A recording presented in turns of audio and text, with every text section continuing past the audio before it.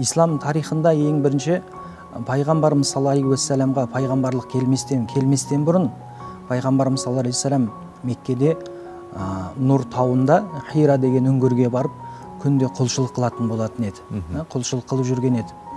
Бір күні осы Рамазан айында ең бірінші Алақ сүресінің оқы деген, Раббыңның атымен оқы деген сүре түскен кезде пайғамбарымыз саллаллаху алейхи уассалам жүрегі дүрсілдеп, қорқып үйіне келеді.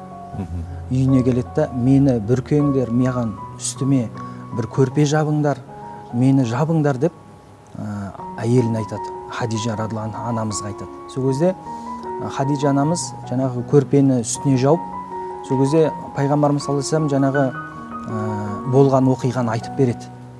Сол кезде пайғамбарым Хадижа анамыз айтады, сол кезде пайғамбарлық келмеген, я Мұхаммад дейді, сен дейді ондай адам емессің дейді.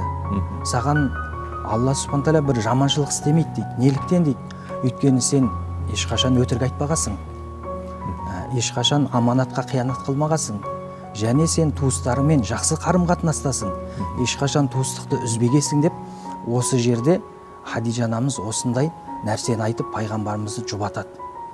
Міне осы жерден пайғамбарымыздың өзі туыстық қарым қатынасты үзбей оған мән берген. Ол пайғамбарлық келместен бұрын мән берген да.